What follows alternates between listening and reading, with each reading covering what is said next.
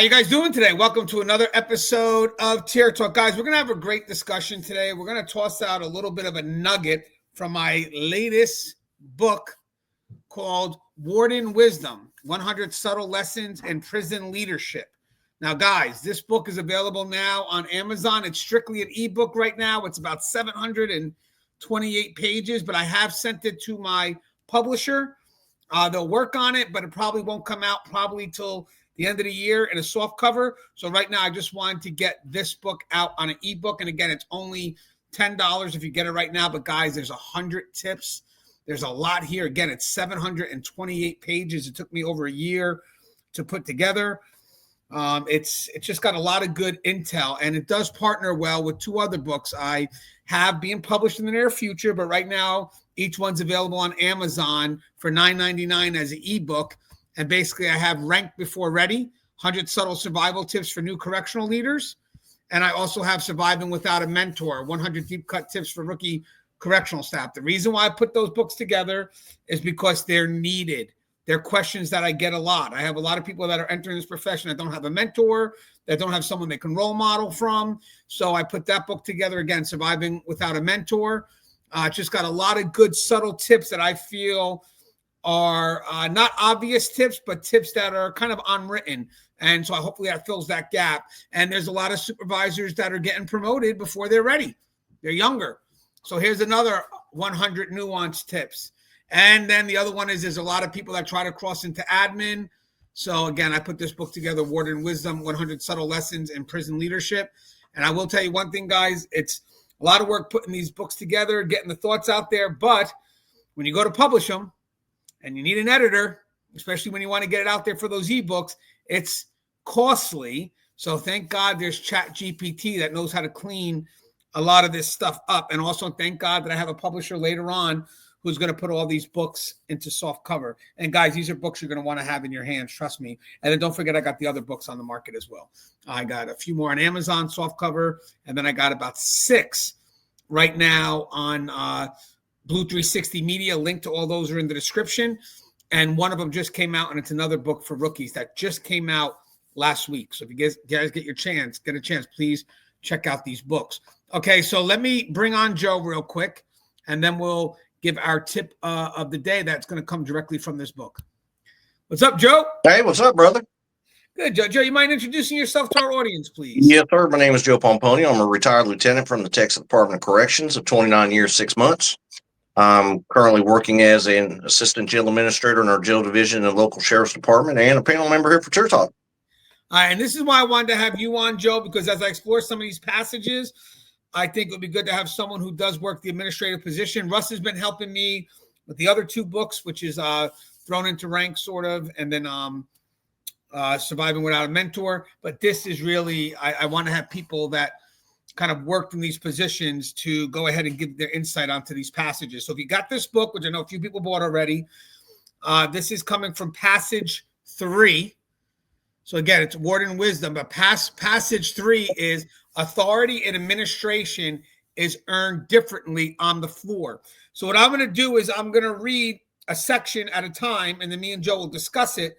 And then basically that's what these books are about. They're passages that you can make into a discussion. That's the key. That's why I write these books.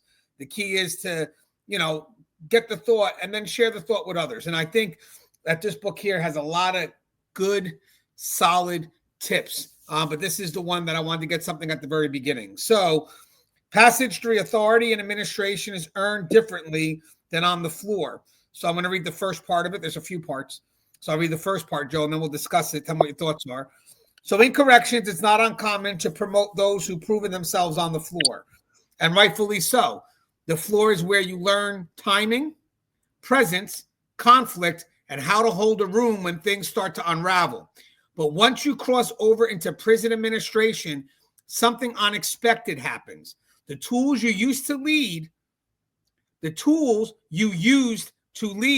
no longer work the same way. Authority at the administrative level is a different kind of beast.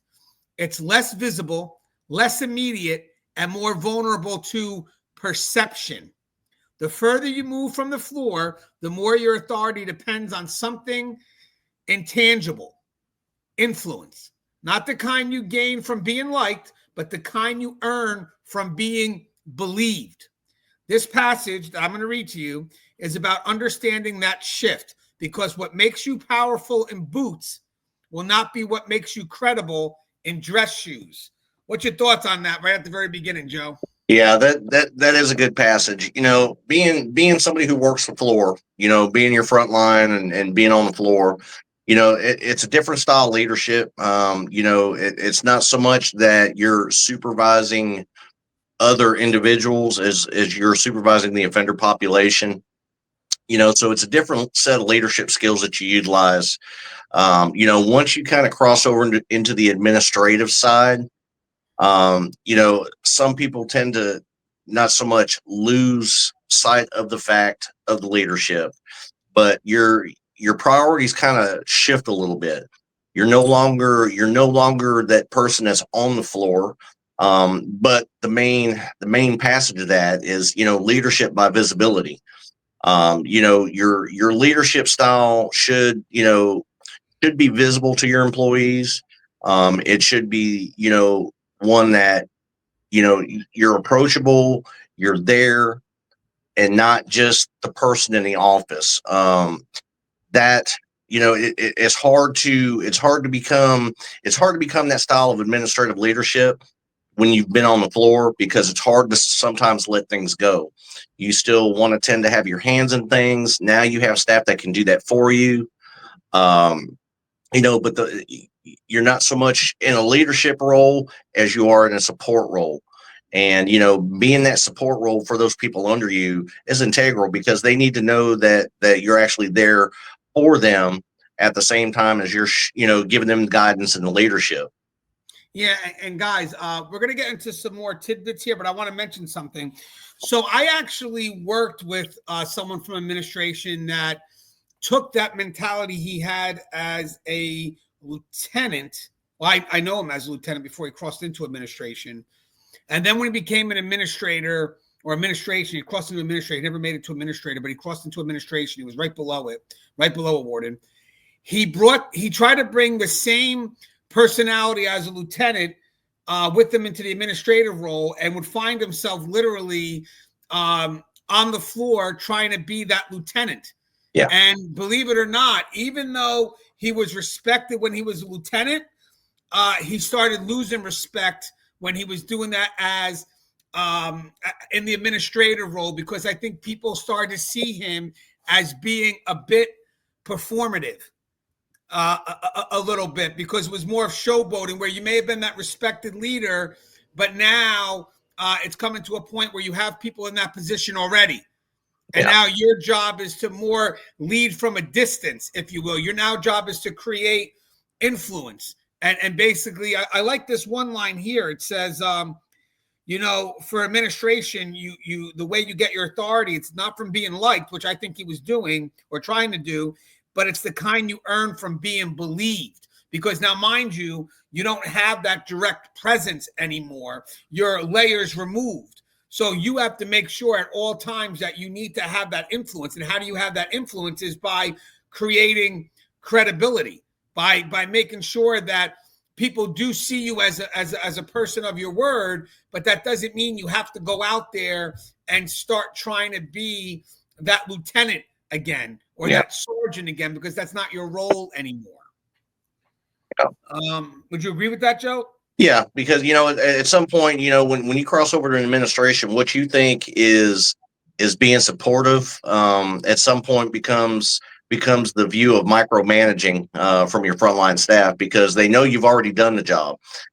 They know there's really not a need for you to be doing that job because you have somebody in that position. But like myself, it was hard for me to do that, because, what I thought was being supportive was actually being considered as micromanaging. They're like, hey, we got this. Don't worry about it. Go do what you need to do. We got this. Right. So, yeah, it comes to a point where, you have to let it go. You have to, support and trust the people under you to do the job.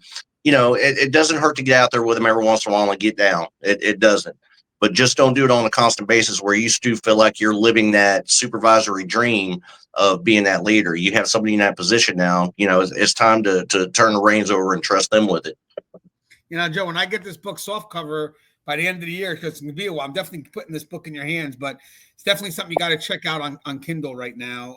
It's just a good digital download. So the next part of this passage, because the passages have few components to it. So the next part goes into kind of what we sort of discussed, but the floor gave you a voice, admin demands a vision. So on the floor, you speak and people respond. There's urgency, clarity, and presence behind every order you give.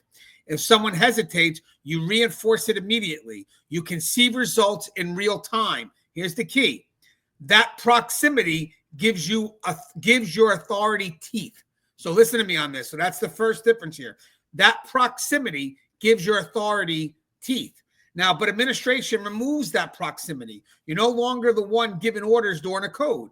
You're not in the housing unit when attitudes shift. You're not walking the yard during shift change. That's the trade-off. Your decisions now have wider reach, but less immediate control. I want to reiterate that trade-off. Your decision now has wider reach, but less immediate control. So how do you maintain authority when your physical presence is no longer what drives compliance? The answer isn't louder memos or longer meetings. It's credibility. And credibility at this level is built through alignment. What you say, how you act, and what you allow must consistently match the mission and the message. So Joe, now this is important to me, Joe, because right now these departments put this fluff up. And the main person that connects to that slogan or that fluff is going to be the reflection of the facility, which would be the administrator, even though we know that the slogans are done way above the administrator, usually done at a department, at the agency high level. The point is the highest reflection at that facility for staff of that slogan, of that message, is going to be that administrator.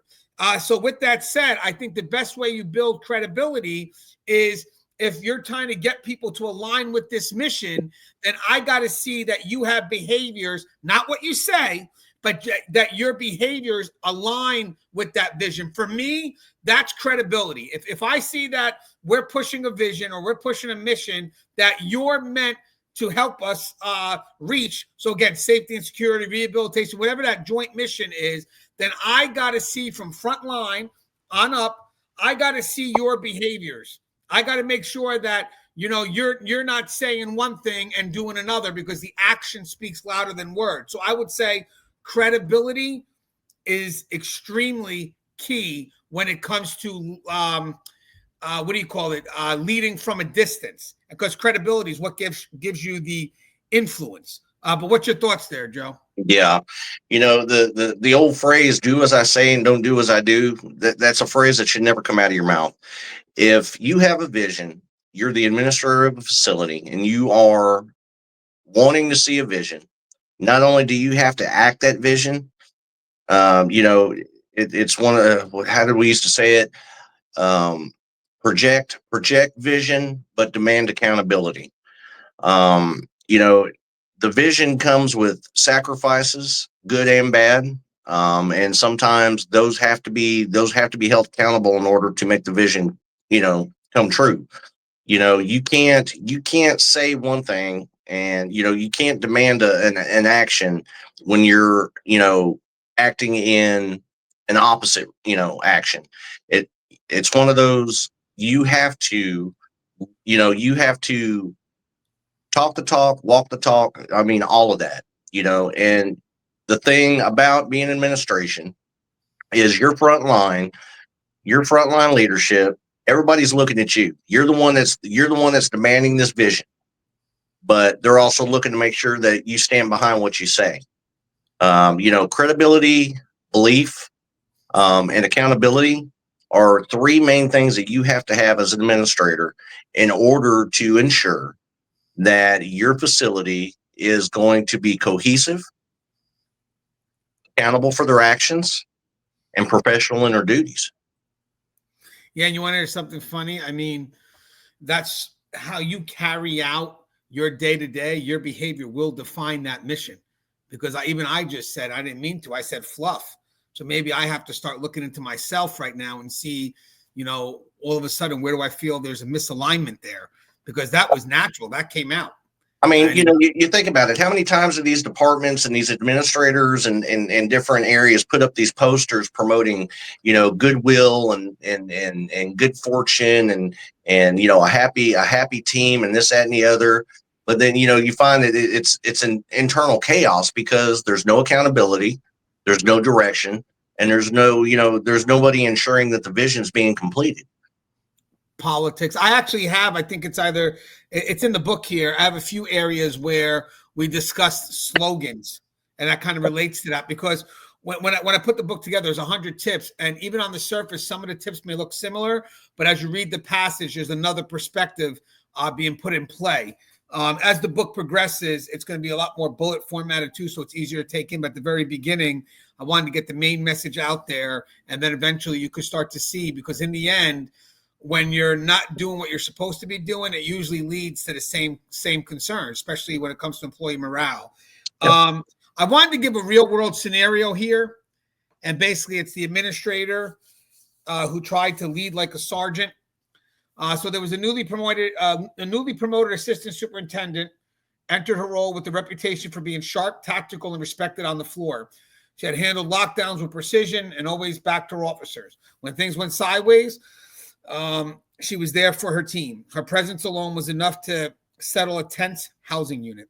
But once she stepped into administration, she didn't adjust her approach. She was still micromanaging unit decisions, issuing directives over the radio, and walking into briefings uninvited to straighten things out. At first, staff were impressed. She was engaged, hands-on, visible, but over time, that authority began to wear thin. Mid-level supervisors felt undermined, which we talked about. Civilian staff felt micromanaged. Decisions meant to guide were now seen as controlling. And instead of building systems, she was inserting herself into them and exhausting herself trying to be everywhere at once. She was still using the old model of floor authority, which is presence is power. Presence is power for floor authority. But in administration, presence without strategy becomes noise. And eventually her staff stopped listening, not because she lacked experience, but because she hadn't transitioned her leadership to meet the demands of her new role. Do you notice here in this little scenario I put in there that it was the mid-level supervisors that first were the ones to feel undermined? Yeah, and I can honestly see where that could happen. When you have an administrator still acting like a sergeant or a lieutenant, again, it's one of those scenarios where they think they're being helpful, but you're actually micromanaging your people and undermining their authority. You have people in them positions, let them work it out. That's what they're there for.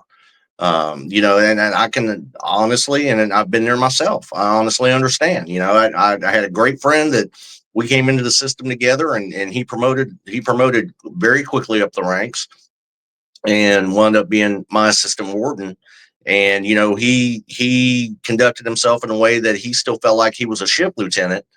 To some extent he was being helpful, but to a certain extent he was kind of undermining the my authority and my sergeant's authority. And I finally had to kind of corner him and say, hey man, we got this, go, don't worry about it. That's what we're here for. And your frontline COs don't necessarily see it as much as your supervision does, but if you in your brain can't, not accept, but understand the fact that you're now administration, you have a whole slew of people underneath you who can take care of all these issues. You're just there for the final, decision making. If something goes beyond, their realm of capability. Yeah, and I would like to say something too. Like when administration, obviously we have to be in that office. It is what it is. We're not on the floor every day. It's not as easy for us to get on the floor, but we try. At least good leaders try. But the sergeants, lieutenants, they're on that floor. So when you try to come in and start to insert yourself, it could come up as a bit aggressive because you're asserting yourself without having context, technically. You're asserting yourself without understanding what the daily day-to-day is. And then you're making the assumption. Sometimes it's funny where, you could have that administrator that may walk the floor and try to second guess what those mid-level managers are doing by kind of, let's say the mid-level managers have a problem that they're trying to solve. And then you get the administrator that may come in and try to micromanage the floor and then give solutions that the mid-level managers tried multiple times already. It's like, you're so out of it right now because even though you would never say it to the administrator, but we've done that. We're not at that point right now. But the problem is some people may not have the courage to tell the administrator that like you did. They may not have the sidebar. So when you don't have the sidebar, you also could be enabling the administrator to keep coming down there and give you those solutions that you've tried and exhausted. And because you may have some people that just may want the person off the floor and say, you know what, that's a great idea. We'll work on that and get back to you. And then when that administrator leaves, the lieutenant's like, yo, what the fuck? Like, we haven't done that already. But again, it's if you don't have that trust in that communication, I could definitely see the mid-level managers getting extremely frustrated because, like you said, hey, you're giving me the keys, and you're not giving me the chance to run it. So the next part I got here, Joe, because I try to put a lot of bullets in here. This is floor authority versus administrative authority. So authority on the floor, it kind of looks like this to some extent. It's based on presence and command. It's reinforced by immediacy, and I agree with that. Influences small teams in the moment and commands through direct observation. Now, authority and administration is based on trust and consistency, reinforced by outcomes and foresight, influences systems, cultures, and policies. So not small teams. So again, influences systems, cultures, and policy, and leads through indirect accountability. So remember, Joe was throwing out accountability, which is correct. I mean, that's when administrators come in and they're doing their job, they're supposed to put some level of pressure on the culture that does showcase accountability because that's what they're there for. But technically, it's indirect accountability by the time it gets to the front line. And then again, the key takeaway here is what works in a housing unit doesn't scale across a facility at that level. So Joe, what's your thoughts? So authority on the floor versus authority in administration. Do you agree with those differences? You're muted, Joe. Yeah, there we go. Yeah, your authority on the floor is very direct. Especially when you're a frontline supervisor or CO, your authority is very direct because, as a supervisor, you have, a level of COs underneath you, and then you have the inmate population, so your decisions are very, very direct because they have immediate action and inactions. When you become an administrator, your decisions aren't so direct because you're filtering these down through a layer and chain of command that enacts these actions over time. It may not be direct that day. You want to see something get done. You may have a discussion with your major, in turn, your major has a discussion with the captain has a discussion with the lieutenant, so on and so on. So the decisions and the things that you enact as an administrator aren't very direct, and that's something that you have to be mindful of because the chain of command can get damaged going down just as quick as it does going up if you skip it. If you don't keep the people in the loop that need to be in the loop on that, you're not only robbing them of the chance of making a wrong a right or making something better, you're also robbing them of their authority to make sure that things are getting taken care of, and and that's part of their job. Their job is to take care of you. The person underneath them is supposed to take care of them, and so on and so forth. So you just have to be mindful when you're making decisions at the administrative level to make sure and make sure that you're keeping your subordinates in the loop so that they have a chance to keep their subordinates in the loop and to take your vision, your direction, your decision that whatever you want to see done, that they have a piece of that pie to make it happen. Yeah, and I do agree that as we mentioned before that You're going to see in this book, somewhere in the passages below, we talk about the meeting, after the meeting where, like if I'm meeting with the department heads or meeting with the higher level supervisors as administration, and then eventually the meeting's done, what I need is credibility. I need buy-in. I need all that stuff translated, because I'm not going to be the one that is going to have to give it directly all the way down to the front line. That's all the layers that Joe has been talking about. Somewhere along the line, and kind of jumps into the other passage here, but my job is to make sure that I keep my middle managers empowered, because I need their buy-in out of everybody at my level. Buy-in is from, like, I need buy-in from the immediate level below me, just like everybody else at a supervisory level tries for buy-in. So eventually the sergeant is going to want the buy-in from the officers. And as long as everybody translates that good amount of buy-in, then ultimately the frontline buy-in will equate all the way up to the administrative level. So my thing is, if I'm on the administrative level, I want to kick momentum. I want to get a good momentum started, kick it in the right direction, make sure that it's about clarity, don't get me wrong, but emotional connection. And then I got to make sure that my mid-level managers are the ones that are translating that buy-in, translating good emotional. I'm giving them the whys. I'm giving them a level of understanding to connect the people to the job. But when I'm sitting there and I'm going on those units and I'm barking orders, if I'm a lieutenant, one, it doesn't give them a chance to get that connection with their people, to be empowered and to build some level of investment from their people, but also becomes very confusing because the frontline officers are used to taking orders from their sergeant or their lieutenant. But now the administrator comes in, and there'll be cases where, I may go against what the sergeant says, and the officer may feel like a little confused, like, man, this is what my sergeant has me do. Now I feel guilty if I go ahead and do what the administrator is telling me to do. So I feel like I'm stabbing my sergeant in the back, especially if you're on the scene as an administrator, second guessing everything that supervisor's doing. Now the officer feels that even if they do what's right, they feel that they're betraying their immediate next step of authority. That's why if there is a concern and you're checking it out, you always go back to the supervisors, talk to them, and then give them a chance to go back and correct what needs to be corrected. So when the front line's got to do their job, they don't feel like they're doing their job the right way in spite of, what the supervisor said. It keeps everybody still connected, because I've seen it. I've seen administrators on the floor start barking orders, and then unfortunately, without running it by their sergeants so they can kind of be on the same page, instead the administrator comes in and just starts challenging everything by, nope, this is wrong. I want this. I want this. I want this.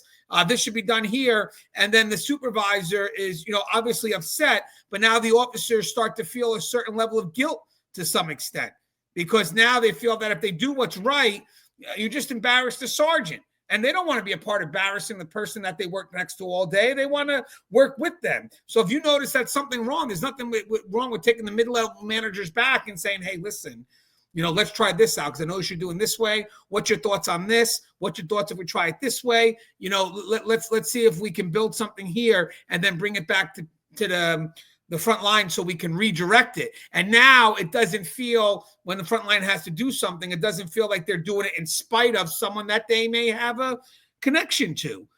Does that make sense, Joe? Am I saying that right? You've seen that? Yeah, I have. I've seen it multiple times, but it just, again, it's growing pains, especially if you're newly promoted to a position. At some point you're gonna have to have that sit down and you're gonna have to listen to those people when they come and tell you, hey, look, man, I know you have a job to do. I appreciate the fact, but we have people in these positions. Let us do our job. You're stepping on our necks. Give us the chance to do this. Just be there for us if we need you, but let us take care of it. That's actually funny, because now that comes to the next part. The next part I have is, you are no longer the enforcer, you're the standard. So one of the biggest mindset shifts in administration is this: you're no longer enforcing the standard, you are the standard. Your presence on the floor is symbolic now. You don't walk the housing unit to issue orders. You walk in to reinforce priorities, show support, observe patterns, and listen. Staff watch you for alignment. Do you hold supervisors accountable the way you expect them to hold the line? Do you back up your staff when it's hard? Do you follow through when others stop short? Your tone sets the climate. Your decisions ripple through policy. Your silence becomes approval or condemnation. So now, Joe, this to me is important because we just discussed it, but you are no longer the enforcer.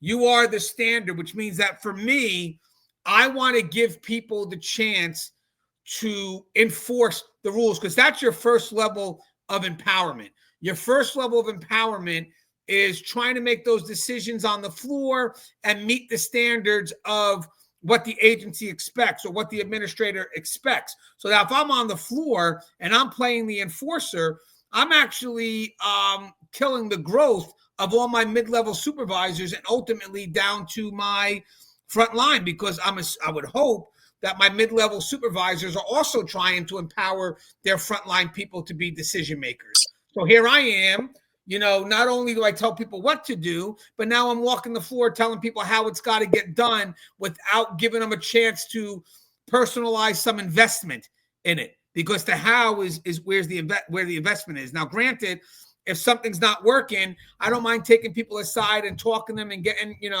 giving them some input, maybe kind of going deep into why it's got to be done so they can maybe figure out different ways to do something. But the last thing I want to do as an administrator is go down there and just start enforcing rules and ripping discretion away from the people that are going to be doing that job tomorrow when I'm not there. Because again, when you're trying to enforce something, if you don't allow for some level of discretion, or more importantly, the empowerment, so you delegate some level of authority to get the job done, then when you're not there, staff is going to feel trapped. They're going to feel trapped because at this point here, you in your effort to enforce may have pigeonholed them. Would you agree to that? You're no longer the enforcer, you are the standard. Yeah, absolutely. When you're that high up in the food chain, you set the standard and you trust your people to enact the vision and enforce that standard. When and it's a great thing to be, an administrator or, I've always been that one that, management by walking around.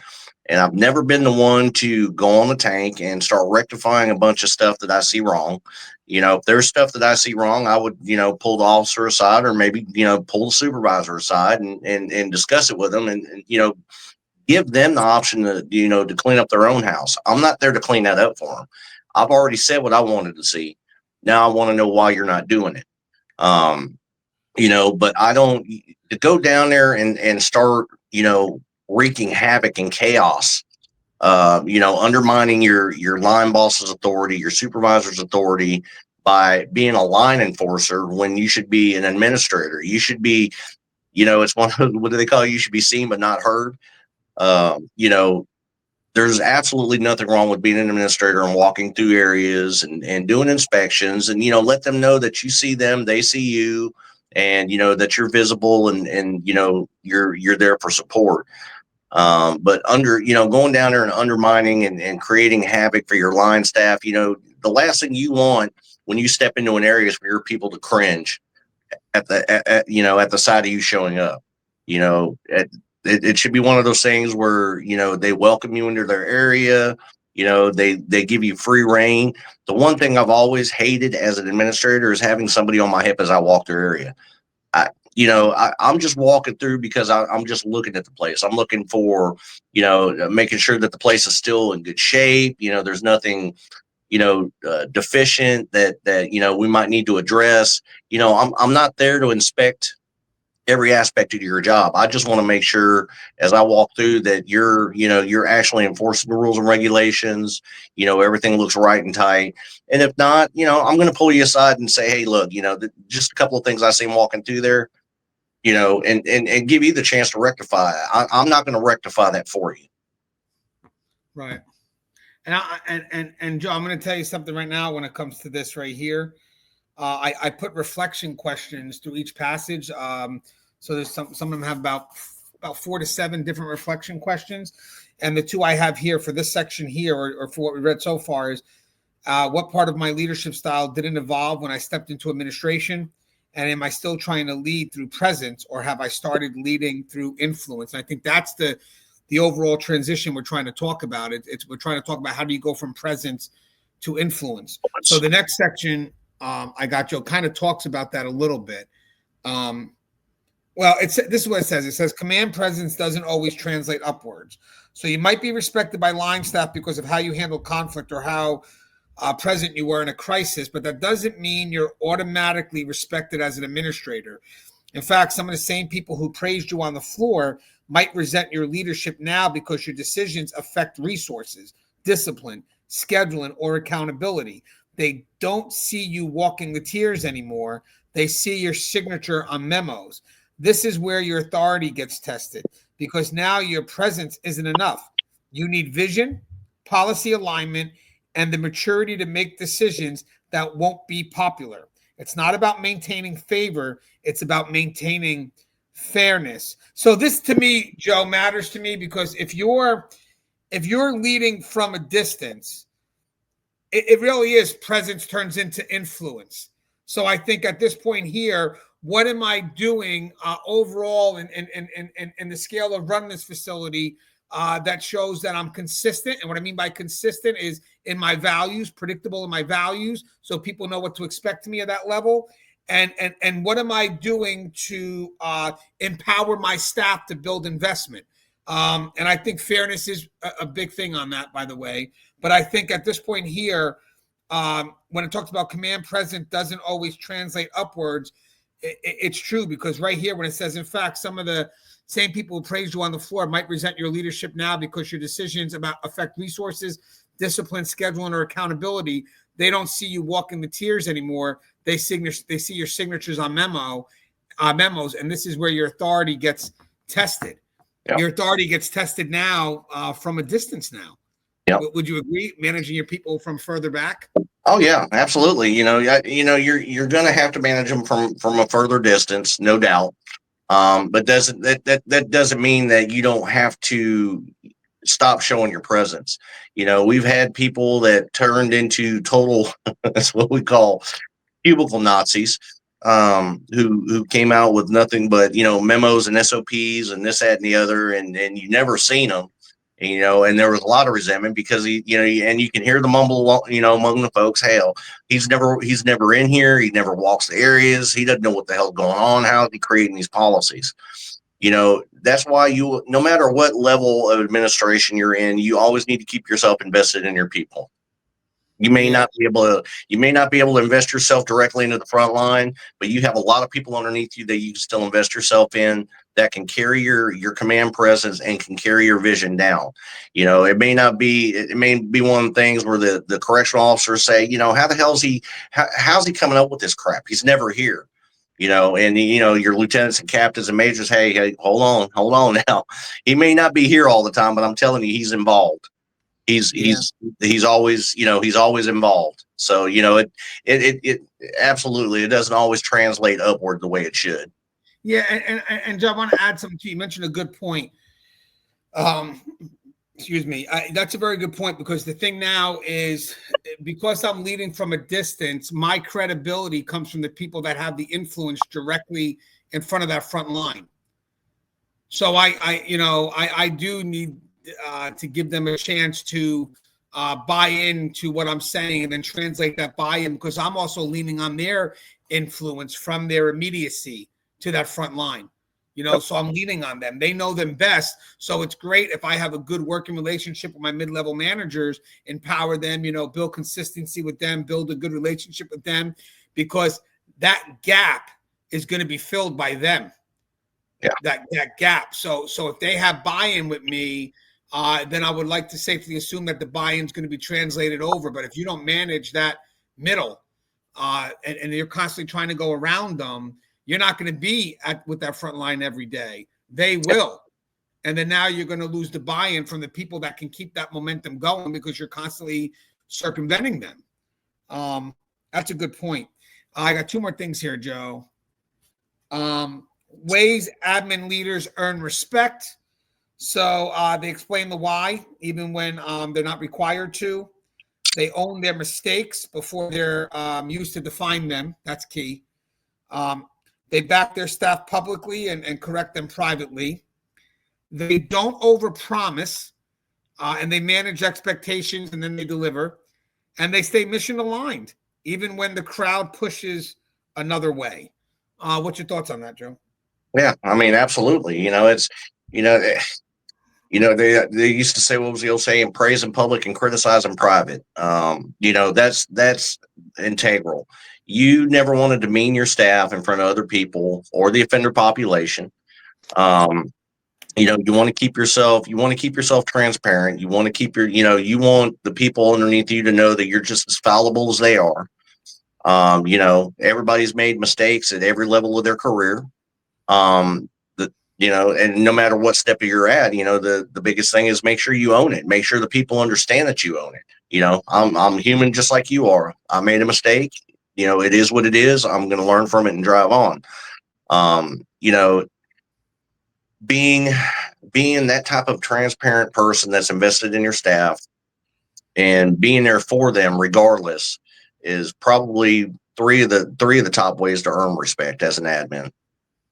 Yeah, and I think the why is important, because the why we talked about is what can translate buy-in and investment. So you got to give the why to your middle managers so they have something that they're able to then use to push down for investment and buy-in. But I also want to mention where it says own your mistakes before they're used to define you. We're not perfect. We are going to make mistakes. And sometimes, unfortunately, if there's a bias against you and you're not transparent with those mistakes, staff's going to misinterpret the intent. Yeah. That's the funny thing. They're going to misinterpret the intent into whatever bias they feel. That's why it's good for you to be transparent, get ahead of the mistake by admitting it before you get called out on it. Because if the mistake is discovered and then you don't take onus of it or you try to deny it, then it just kind of fills in the narrative of what staff may automatically assume. And by the way, for administration, you are constantly doing your best to build a positive narrative, because if you don't make the effort, the narrative is going to go negative, because your position is to put pressure towards accountability. So if you're not intentionally maintaining good relationships, staff is automatically gonna, when there's silence and when there's that gap, they're automatically going to start slowly going backwards. Last part I got here, Joe, is don't chase relevance, build reliability. So some new administrators struggle with the fear of becoming disconnected. So they try to stay relevant by acting like they're still one of the crew, joking too much, oversharing, or jumping in on decisions that no longer fall under them. It's a trap, because while you may be trying to stay grounded, others might see it as favoritism, insecurity, or blurred lines. And when those lines blur, so does your authority. Instead of chasing relevance, build reliability. Be someone who's predictable in crisis, fair in decisions, steady in tone, and consistent in presence. Relevance fades, reliability compounds. That to me obviously is another powerful quote, because I think relevance is usually related to those leaders that are trying, I'm using the word today, trying to be performative. They go out there and they're looking, it's in the book here too. They want to be liked, they want to be admired by the crowd, they want that applause. And they wind up overstepping their boundaries. And then obviously you do get to some that are very insecure in their ways. But I think a lot of leadership also tries to look for relevance, because, hey, I went in this position because I wanted power. I want the perks of having power, even though they don't realize your authority never matches your responsibility. If you're in this position for a perk, wait after you're in it for the first 2 days and realize it's just not perks. It's more responsibility. I mean, I didn't take administration for a better parking. I took it because hopefully I can make a difference in the position I'm in. Hopefully I have made a difference at this point. But with that said, the relevance does fade and reliability compounds. And it's the reliability that truly starts to push in towards your legacy, because people, they may not always remember what you say to them, but they're always going to remember how you made them feel. That's the key. And I think that's what this is saying here. Relevance fades, reliability compounds, because reliability is about how you make people feel when you're around them. And I think that that holds a lot of weight for someone in the administrative position. What's your thoughts on relevance fades and kind of build that reliability? Yeah, I mean, once you become an administrator, if you're chasing relevance, you're basically running from insecurities. Once you're at that point, it's not about you anymore. It's about all of those below you. You're there to build trust. You're there to build confidence. You're there to, promote knowledge, inspire. It's not about you anymore. If you're still trying to go down to the floor and sling johnnies or run showers or run wreck, um, you know, you're chasing the need to be relevant. At the same time you're running from your insecurities, because it could be perceived as, hey, maybe he doesn't know what the hell he's doing, so he's reverting back to what he knows best. Right. So there's definitely a difference between being relevant and being reliable. Once you're administrator, your job at that point is to promote confidence in those below you, so they can promote that confidence in those below them. You know, gain gain not so much reliability but more confidence out of your staff, by letting them actually have the time to do their jobs.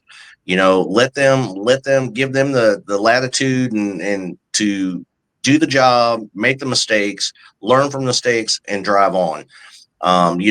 Promote the confidence, promote the knowledge, promote the integrity. Promote what you need to promote, but understand it's not about you anymore. You don't need to make yourself and insert yourself into situations where you just need to be relevant, because if you're doing that, you're not really confident enough or ready enough to be an administrator. Yeah, I have a few sections in this book about looking to be popular, looking to be relevant. And guys, it would be great one day, like books like this, books I've written, the books that are currently on the this book here, Rank Before Ready, or Thrown in a Rank and Surviving Without a Mentor. Right now they're self-published right now, but eventually they will be published by Blue 360 Media. So obviously when you read it, it's not going to be perfect, but I got it out there. These are books that are discussion worthy. So you bring them out, you talk to your crew, but maybe one day me, Russ, and Joe could start developing courses on this and then kicking it back to your agency if they're interested. And now you have some really good, solid training videos of experienced professionals now looking back on their career, things they could have done different. And the insight on that is gold. It's gold. Final reflection: what defines your authority now? So you don't walk the same post, you don't write the same reports, and your voice doesn't carry the same weight it used to unless you've earned it differently. So you got to ask yourself, what is my authority built on now? Is it memory of what I used to be, or consistency in who I am today? Am I leading like someone trying to stay seen, or someone working to be trusted? And the key insight out of all this was authority in administration doesn't come from your past rank. It comes from the consistency, fairness, and foresight you bring to the current role. It's good dialogue, Joe. I mean, I have 100 different topics here. It's just so nuanced, man. I mean, some stuff, is covered in different perspectives. But I'm proud of what this turned out to be. I'm proud of the officer one that we did the other day. Me and Russ did 5 tips, thrown in the rank. These are books that are definitely needed. I definitely would like to do more discussions with you on this. Even maybe we want to go through maybe have a 100-part series one day and just kind of talk through each passage, because there's so much here in each passage. That was just one passage. But what's your thoughts, Joe? Any closing thoughts? Did you like the dialogue? Did you like where this book is headed? Oh yeah, I love where the book's headed. It makes perfect sense, and it's good knowledge for those who are seeking the promotions, who are trying to promote their way past the frontline supervisory level. I can honestly tell you, as an administrator myself now, I spent so much time. I spent 24 out of my 29 years as a lieutenant. I had a layer of people above me and I had a layer of people below me. Me being able to lead came naturally to me. But I can honestly tell you from the heart, when you're an administrator, it's a whole different ball game. You're responsible for so much more now. And, you get those feelings of guilt because you're not out there with your people like you used to be, and it's okay to have some level of guilt. You almost at times feel like you've abandoned them, but it's not about that. When you're an administrator, now your job is that whole facility. Your job is all of those people underneath you. And the same level of love that you gave them as a lieutenant to the frontline supervision, to the frontline correctional officers, now you can give that love to everybody. You can give that knowledge, you can give that confidence, you can give that integrity. You can give it all now. You know, being present is a good thing to a certain point. You know, be present, let them know you're there, let them know you care, let them know you're there for support. Let them know, they can approach you if they need to. But don't, find yourself going down there performing those same job functions that you are used to the point where you're undermining authority. I caught myself the other day, and I actually had to walk away. During a lockdown procedure, the officers in there, feeding the chows, feeding the sack meals, and they were trying to do 2 or 3 things at one time. So I went in there to help them throw Johnnies. And, I got done throwing Johnny's. Next thing I know, I'm trying to help him get him showered. And, I'm overtaking this officer's responsibilities. And, I had to catch myself and walk away. It's easy to do. It's easy to get lost. It's easy to go into somebody's area and revert back to your old self that you know how to do. But again, you're an administrator now. You got all of these people that can do this job for you. All you got to do is give them the direction, give them the latitude, give them the confidence to perform their job abilities, and be there for support. If they need something, by all means, support them, but don't micromanage them. Don't undermine them. And it's funny. A lot of these things, I'm looking at some of the other passages I have, like, don't rush to solve problems. First, let people be heard. Then I got, I'm just going to give you just a hint of some of the passages I got here. I'll just read the next few. Your policies are only as strong as the people explaining them. Yeah. That's true, man. Let's see. Every decision sends a message, even the ones you don't explain. That's passage 7. They're nuanced tips, so they're not like they're not surface tips. You can be transparent without losing control. It's just each path. There's a lot. Each thing covers a lot. The way you handle one person sets the tone for everyone else. And I'll give you one more. There's 100 of these. I'm not going to read them all, but I'll give you one more. Don't just manage the facility, manage its reputation. Absolutely. Yeah. So Joe, I think we can, what we could do, Joe, one day is maybe do a series of 5, we could do a 20-part series with 5 an episode, and really sit down, have a nice discussion, clear the day, and just chat shop. I mean, this is stuff that me and you enjoy. And then maybe if people want it, we can go ahead and, provide it to the agency for maybe a little fee, because it's going to be a very time-consuming project. With the publishing company, believe it or not, they want to shoot our training videos. So these books will be good to get on site, shoot their training videos, and hopefully, it could be something we retire into, Joe. Ain't that the key, guys? Come on, guys. Show support to us, people that want to get ready to retire. Help your old folks out. Yeah, so my closing thought on this real quick, guys, is, again, you got to prepare that transition. How do you go from command or presence to influence? And it's a big jump, especially it's you got the jump from officer to sergeant, which is supervising people. And then I think once you go from that frontline supervisory role, whatever that department may be, to the administrative role, there is a bit of a gap, a bit of a jump, where it is managed through influence. So it's credibility, and the people that are going to carry your credibility are the people in the middle. It's the people in the middle. And and that's where you got to get that buy-in. As always, guys, the show is Tier Talk. If you haven't, please subscribe, interact, engage, comment, hit that bell. Bell's going to notify you every time I post a video. Stay safe.